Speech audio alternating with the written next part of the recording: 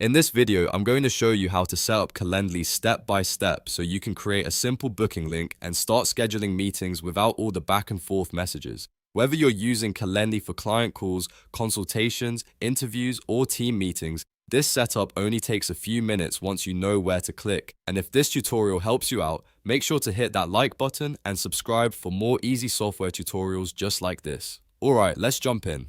First, open Calendly and sign in to your account. If you already have an account, just log in as usual. If you're new to Calendly, you may need to create your account first before you can set anything up. Once you're inside, you'll land on the main dashboard, and from there, you can begin creating your first booking event. Next, look for the event type section. This is where Calendly lets you build the kinds of meetings people can schedule with you. Click Event Types, and then find the Create button.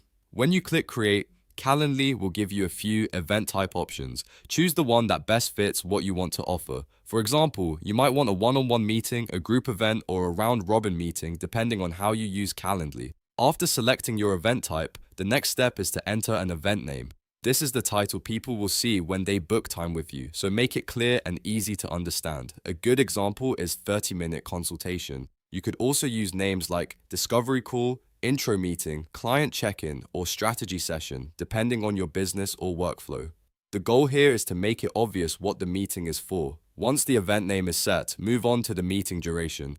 This is where you decide how long the appointment should last. Calendly makes this simple, and you can choose a duration that fits your workflow. If you're doing sales calls, 15 or 30 minutes might be ideal. If it's a deeper discussion or onboarding call, you may want 45 or 60 minutes. Choose the duration that makes the most sense for your calendar and the type of meeting you're offering. Now, it's time to choose the meeting location. Calendly gives you several options here, so you can decide how the meeting will actually happen. You can connect Zoom if you want a video call, use Google Meet for a quick online meeting, or select in person if the appointment will happen face-to-face. Pick the option that matches your setup. If you use a specific video platform regularly, this is the best place to connect it so Calendly can automatically add the meeting details for you.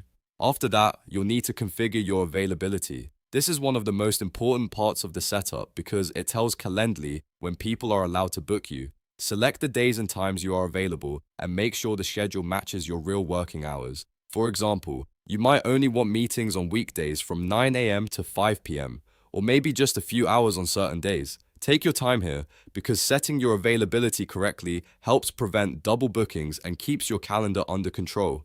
If needed, you can also review any additional settings that Calendly gives you for the event. Depending on your account and preferences, you may be able to fine-tune things like scheduling rules, event details, or calendar connections. But even if you keep it simple, the main steps are enough to get your booking page up and running. Once everything looks good, click Save and Close. This saves your event type and confirms all the settings you just entered. After that, your Calendly event is ready to share with others. Now for the final step. Click Share and copy your booking link.